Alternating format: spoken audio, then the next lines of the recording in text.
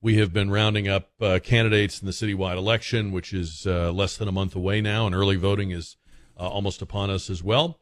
And we welcome now to the KTSA Quarter Moon Plumbing AC Heating Newsmaker line, former District 10 City Councilman and now candidate for Mayor Clayton Perry.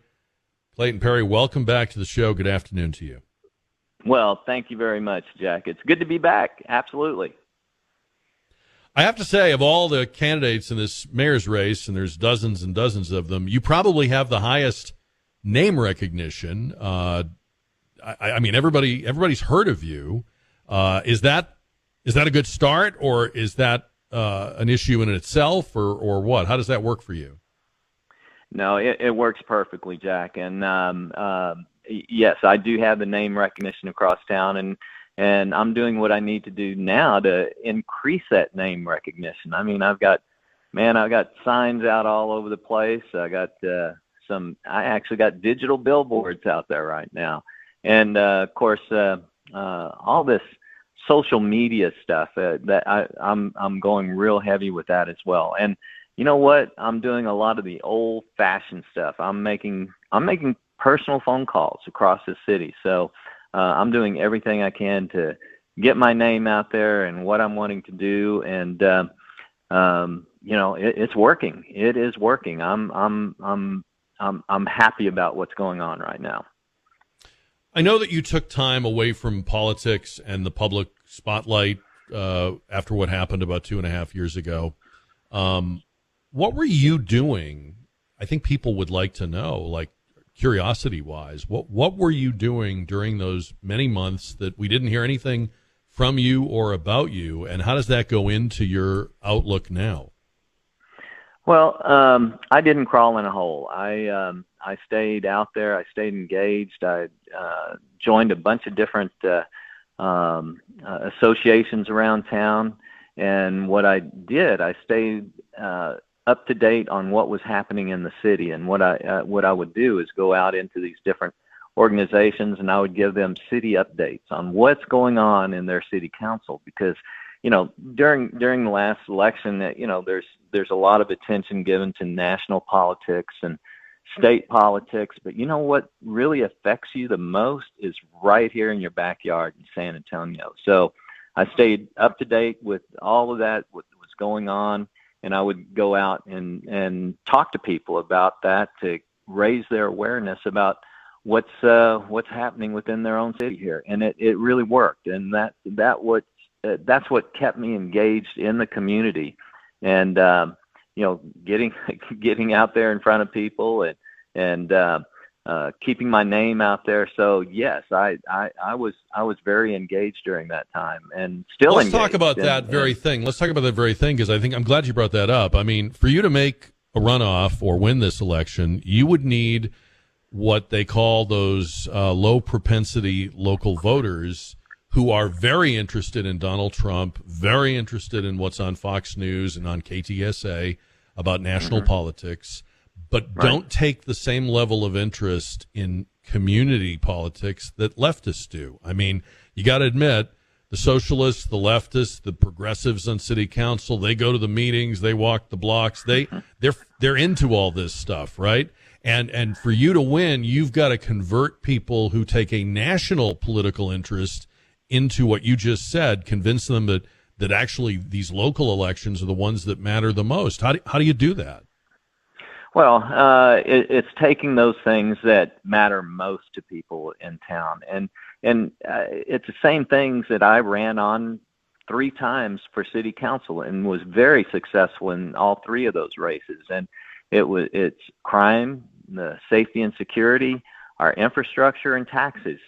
Those are the things that people really care about here locally. And yes, immigration is another thing. That's at the national level, but dadgummit, it sure does affect people here locally, and that's what they're interested in as well. So it's translating those national efforts and what interests them at the national level, and try to show them what's happening here at the local level and what can we do better and how can we focus and give them a good return on their investment in their their tax dollars, because it's their tax dollars that's running this entire city. So what do they really want to see? What do they want to get back from the government? And I keep saying it, what's the return on investment on your tax dollars going into this city government, and how they're spending it? And that's what gets people's attention. And when you relate it to national things, like I said, the crime business that we've seen, taxes, and our crumbling infrastructure, that really resonates to local residents here in San Antonio as to where's this $4 billion going to that the city budget is up to now. $4 billion. And that really gets people's attention. Speaking of billions of dollars, just today there was that memorandum of understanding with the city, the county, and the Spurs about Project Marvel, the downtown project. I thought it was interesting. I read the Spurs statement. Nowhere in it do they make any reference to or even commitment to staying in San Antonio. They just say things like, we appreciate it, sounds exciting, let's see how it turns out. Right. And we have the Final Fours in town, which for a lot of San Antonians will just be like traffic and crowds, and they're not going to go to it.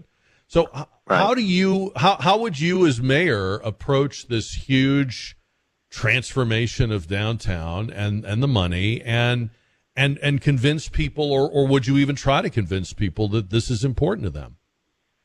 Well, the overall concern that I have with this since day one is, how are we going to pay for this thing? Where is the money going to come from? What is the city going to get out of the deal? What's the county going to get out of the deal? I certainly don't want another deal like the current Frost Center, where nobody gets anything other than the Spurs. There's got to be a return on investment, Jack. And if it comes out that we're going to have to put tax dollars to it, and I don't agree with that. I don't support that. We need private investment. We need other means to get that place paid for the arena. But the arena is just one part of that whole Project Marvel. There's a lot of other things in there. And I'm not one to say, let's use tax dollars and go further into debt. My goodness, we're sitting at $20 billion. That's with a B, $20 billion worth of debt here in San Antonio. And should we go further into debt with something else that's for downtown? And I threw this out the other night, and people kind of looked at me and said, what did he just say? I said, if we got this $1 billion that's available out there, they're saying, yeah, we can put that on our venue tax and all this and that. Well, how about if we take that $1 billion and invest it in the city here? Give each district $100 million and let them spend it in their districts on those requirements that they really want in those districts. How you really want to give Jalen McKee Rodriguez $100 million, Clayton Perry? I mean, I don't know. Well, you can't. These people have never run a lemonade stand. You can't give them $100 million. To me, it would be up to the taxpayers, because again, this is their money, or they're contributing to that every time they go downtown or whatever. There's a venue tax in there. Staying in a day in the hotels down there, you're paying for it here, or renting a taxi or whatever. So we're still paying for that with venue taxes. And no, I just said that tongue in cheek, saying, why don't we invest in the city that amount of money instead of just downtown? I mean, downtown is great.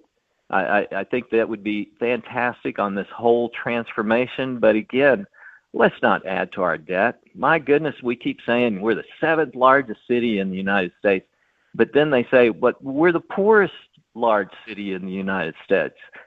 So how are we going to continue to go down that path of spend, and going further into debt?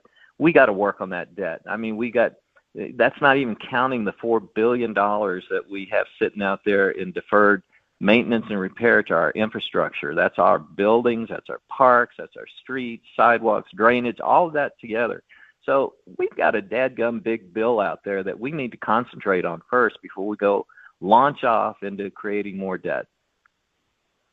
What about all of the candidates we've talked to have talked about homelessness, And homelessness strikes me as something that, yes, it's a problem, but I think it's also a grift. I get the feeling an awful lot of money has found its way into a few pockets, and we still have homeless people. So what's the Clayton Perry approach to that? Boy, you got that right. Let me tell you, between direct and indirect dollars, we're spending close to $100 million a year. Now, think about that, Jack. $100 million a year, and our population is a little over 3,000 people. And oh, by the way, that number keeps going up because I think we're enabling more than anything else and attracting homelessness or homeless folks from around the state to come here to San Antonio. My goodness, we're giving them free everything to come here to San Antonio, and I think that's one reason that our population is continuing to grow here. We're following the same path that Austin did and other cities that have San Francisco, Los Angeles, but we cannot afford to keep doing that. That's a lot of money and time and effort that's going into that. And a lot of that goes into a lot of different organizations that are stovepipe chasing the same dollars. It needs to be leveled out. And a lot of this needs to go back to the, strictly to the nonprofits and faith-based it sounds like what you're describing is a Doge. It sounds like the city needs its version of Doge. Would you do that? You know what? Absolutely. And you know who would be your Elon Musk if you did Doge? You know what, Jack? I was the original Doge on city council when I was there. I was the fiscal hawk, and I found all kind of things that needed to make changes on. And I'll continue to do that. But absolutely, we need an outside independent auditor to come in here and look at how we're spending our money. That has never been done here. We have our own in-house auditor, but it's kind of milquetoast on the reports coming from that. We need an outside auditor to come in and take a look at where the money is going, how it's being spent, and making sure that our operations are being run, the way they should be, because it's all tax dollars, and we don't have that flexibility. We need to tighten down the screws and really make this a lean, mean operation here for the taxpayers here in San Antonio. People are tired of it. They're really tired of it. They see their infrastructure out there that's failing across this city. We don't have enough police officers. We're still 300 police officers short here, and we need to fill those vacancies and get them all on the street, into the neighborhoods, doing patrols and being proactive and not reactive. People are calling in. They're even stopping calling in crimes because nothing happens. The policemen show up, several hours later, take a report, and they never hear from them again. It's not the policeman's fault. It's the lack of numbers of police that are failing us in not being able to get out into the neighborhoods to do the patrols and making sure people are safe or feel safe. All right. Going to leave it there for now. Clayton Perry with us. The website is perryformayor.com. Come back again with us, and thanks for the time today. Yes, sir. Well, thank you very much. I really appreciate it. And vote Clayton Perry for mayor. Okay. We're going to update KTSA time saver traffic, our AccuWeather forecast heading into the weekend. Thunderstorms tonight, 65. Windy with storm chances tomorrow, 77. It's 88 at San Antonio's severe weather station, 550 and 107.1 KTSA.